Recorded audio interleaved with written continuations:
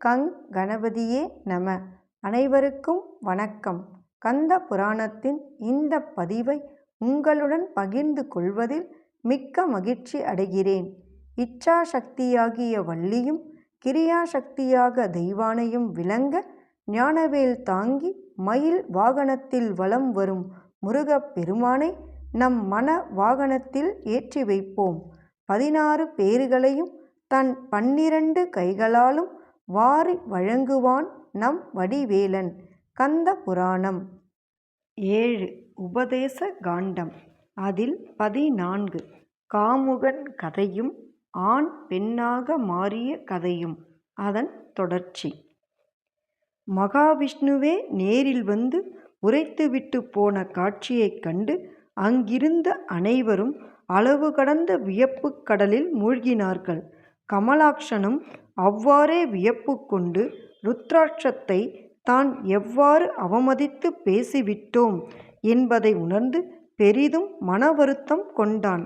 அப்போது சர்வகலாஞ்சாவின் தாதிமார்களில் சிலர் அவனை சூழ்ந்து கொண்டு, அரசே, தாங்கள் எங்கள் தலைவியிடம் சொன்ன வாக்குறுதியின்படி இப்போதே தங்களுடைய புருஷ லட்சணங்களையெல்லாம் நீக்கிவிட்டு பெண்ணுக்குரிய ஆடை ஆபரணங்களை தரித்து கொள்ளுங்கள் என்று நையாண்டி செய்தார்கள். அதை கேட்ட கமலாக்ஷன், தாதிகளே, என் மனைவி ஆண்மகனாகிவிட்டால் அப்போது அவளுக்கு நான் பிரியமுள்ள மனைவியாக இருந்து விடுகிறேன் என்று கூறினாள். அப்படி அவன் உரைத்த மாத்திரத்திலேயே பரமசிவனாரின் கட்டளைப்படி ஸ்வர்கலாஞ்சா சட்டென்று ஓர் ஆண் மகனாகி விட்டாள். கமலாக்ஷனும் அப்போது பெண்ணாக மாறிவிட்டான். அன்றிலிருந்து அந்த பெண் கமலாக்ஷி என்ற பெயரிலும் அந்த ஆடவன் சர்வகலால வல்லபன் என்ற பெயரிலும் உலகத்தில் பிரசித்தம் அடைந்தார்கள். அப்போது கமலாக்ஷி தன் கணவனை வணங்கி சகல பாவங்களையும் போக்கக்கூடியதும் சகல உபனிஷத்துக்களாலும் கொண்டாடப்படுவதும் ஸ்ரீ சிவபெருமானின் ஸ்வரூபத்தை தாங்கி இருப்பதும் அதிசிறப்பு வாய்ந்ததுமாகிய இந்த ருத்ராட்சத்தை எனக்கு தந்தருள வேண்டும். மிக தூய்மை வாய்ந்ததான இந்த ருத்ராட்சத்தின் மகிமையை ஒருவராலுமே உணர்ந்து கொள்ள முடியாது என்று கூறினாள். அவன் தன்னிடம் கொடுத்த ருத்ராட்சத்தை அவள் பக்தி பெருக்கோடு தாங்கி மகிழ்ச்சி பொங்கும் மனதோடு அதை தன்னுடைய உடம்பில் தரித்து கொண்டாள்.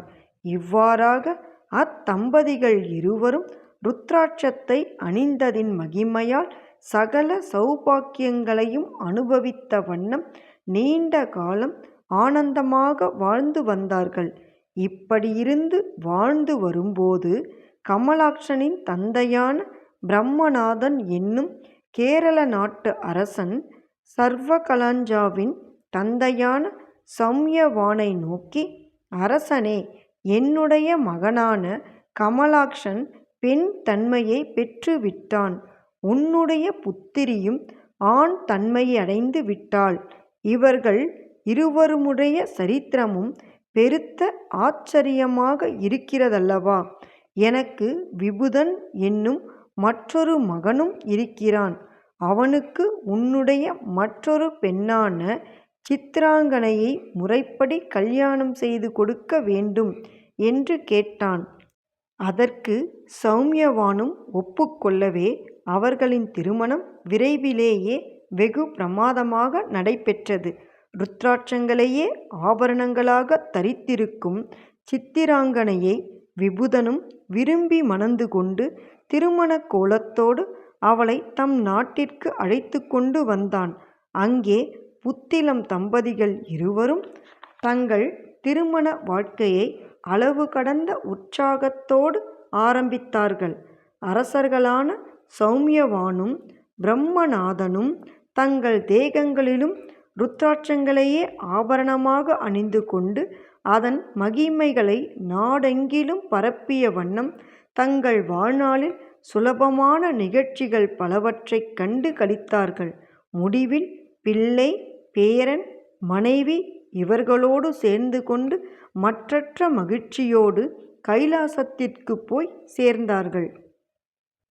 எண்ணிய பொருளை அருளச் செய்யும் கந்த புராணத்தை காதலுடன் இப்புவியில் படிப்போர் கேட்போர் நினைப்போர் யாவரும் பசு பத்தினி உறவினர் புத்திரன் ஆகிய அனைவரோடும் ஆனந்த வாழ்வை வாழ்ந்து இந்திரனைப் போல தலைமைத்துவமும் இன்பமும் மிக்க வாழ்வையும் வாழ்ந்து இறுதியில் பரமானந்த நிலையாகிய சிவபத பேரும் பெறுவர். வேலும் மயிலும் சேவலும் துணை. கந்த புராணத்தின் தொடர்ச்சியை தொடர்ந்து கேட்க நமது ஆர்கேஎன் காலம் சேனலை சப்ஸ்கிரைப் செய்து பெல் ஐகானையும் கிளிக் செய்யுங்க. இந்த பதிவினை நமது ஆன்மீக அன்பர்கள் அனைவருக்கும் மற்றும் புராணங்களை கேட்க விரும்புபவர்களுக்கும் ஷேர் செய்யுங்க. பிடித்திருந்தா மறக்காம லைக் பண்ணுங்க, கமெண்ட் பண்ணுங்க. தொடர்ந்து கேட்பவர்கள் அனைவருக்கும் எனது மனமார்ந்த நன்றி. நாளையும் வருவான் நமது வடிவேலன்.